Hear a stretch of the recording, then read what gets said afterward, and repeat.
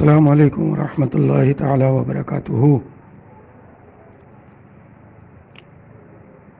ابھی دہلی میں جمعیت کے ادھیویشن میں مسٹر ارشد مدنی صاحب نے جو بھی بیان دیا اور ہندو مذہب کے دیوی دیوتاؤں کا ذکر کرتے ہوئے مذہب اسلام کے پیغمبر، پہلے نبی اور ہم سب کے باپ حضرت آدم علی نبینا علیہ الصلاۃ والتسلیم کے تعلق سے جو کچھ بھی کہا، یہ نہایت ہی خطرناک ان کا بیان ہے، جس سے سیدھے سادے بھولے والے جو مسلمان ہیں، عوام کے لوگ ہیں، وہ سخت گمراہی کا اس سے شکار ہوں گے اور ایسے بیان سے اللہ کی شان میں یہ سخت توہین اور گستاخی بھی ہو رہی ہے۔ مذہب اسلام کا بنیادی عقیدہ یہ ہے کہ اللہ رب العزت کسی جگہ ہونے سے، کسی زمانے میں ہونے سے پاک و صاف ہے۔ نہ اسے کسی نے پیدا کیا، نہ وہ کسی سے پیدا ہوا، وہ ہمیشہ سے ہے، ہمیشہ رہے گا، اور زمان و مکان سے وہ پاک ہے۔ اس کی تلنا ہوا سے کی کہ جس طرح ہندو مذہب کا یہ عقیدہ ہے، ان کے کہنے کے مطابق، کہ اوم ایک ہوا ہے کہ جو ہر جگہ ہے، تو ہوا تو وہ ہے جسے اللہ نے پیدا کیا ہے، وہ مخلوق ہے، اور اللہ تو خالق ہے۔ تو مخلوق کی تلنا اللہ سے، خالق سے کرنا، یہ اسلام کے بنیادی عقیدہ توحید کے بالکل منافی اور اس کے سراسر خلاف ہے۔ اس کے ساتھ ہی اللہ رب العزت کے لیے ہم کوئی بھی نام یوز اور استعمال نہیں کر سکتے۔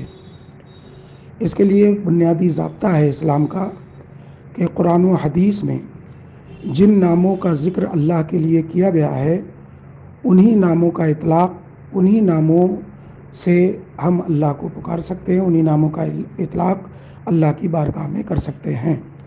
اسی طرح کچھ ایسے نام کہ جن کو اللہ کے لیے بولنے پر اجماع امت ہو چکا ہے، تو ان ناموں کا ذکر بھی اللہ کی بارگاہ کے لیے کیا جا سکتا ہے، اس کا اطلاق کیا جا سکتا ہے۔ اب ظاہر سی بات ہے کہ لفظ اوم جو ہے، نہ تو قرآن میں ہے، نہ حدیث میں ہے، نہ صحابہ کرام، ائمہ کرام، تابعین کرام، اکابر امت نے اللہ کے لیے اس کو بولا ہے۔ تو مسٹر مدنی یہ اللہ کے لیے کیسے بول سکتے ہیں؟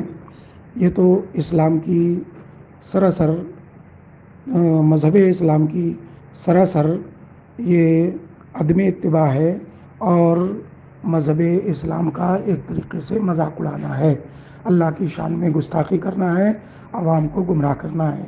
اس سے تو مسلمان یہ سمجھیں گے کہ جو اللہ ہے وہی اوم ہے، جو اوم ہے وہی اللہ ہے۔ اب ظاہر سی بات ہے کہ یہ گمراہ کن عقیدہ ہے، اور پھر مذہب اسلام کی ہندو مذہب سے تلنا کرنے کی ضرورت ہی کیا ہے؟ اس کی آوشکتا تھی ہی نہیں، کیونکہ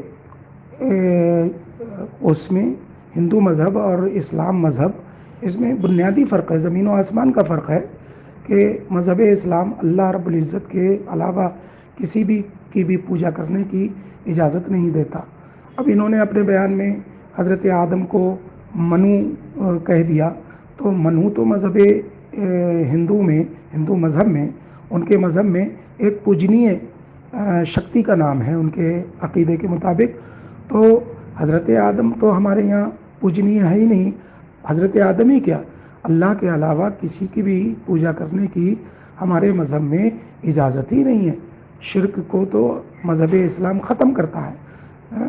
تو یہ بہت خطرناک بیان ہے، اور اس بیان پر فوری طور پر جو دیوبندی فرقہ ہے اور اس کا دیوبندی فرقے اور دیوبندی विचारधारा का सबसे बड़ा केंद्र है दारुल देवबंद, उसके फतवा विभाग को फ़ौरन संज्ञान लेना चाहिए, नोटिस लेना चाहिए और मिस्टर मदनी से वो अपने देवबंदी मज़हब के अनुसार उनसे तौबा कराना चाहिए। उनको फौरी तौर पर इस पर बयान जारी करना चाहिए और अपनी स्थिति स्पष्ट करना चाहिए दारुल उलूम देवबंद के फतवा विभाग को कि आया वो मिस्टर मदनी के बयान को देवबंदी मज़हब का बयान मानता है, देवबंदी फ़िरक़े का बयान मानता है या उनका व्यक्तिगत इसको बयान मानता है।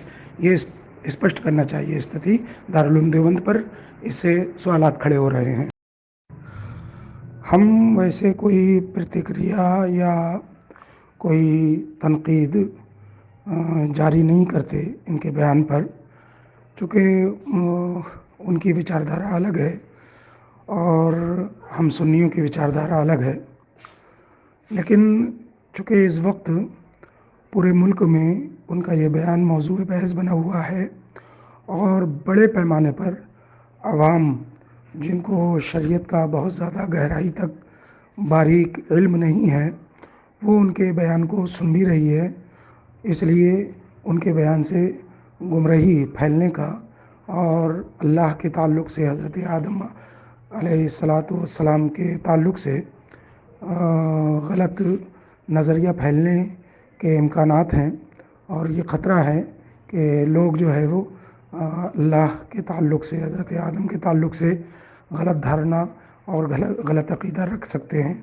इस वजह से हमने ज़रूरी समझा कि जो इस्लाम की बुनियादी विचारधारा है, बुनियादी अक़ीदा है अल्लाह के ताल्लुक़ से और हज़रत आदम के ताल्लुक़ से, उसको वाज़ेह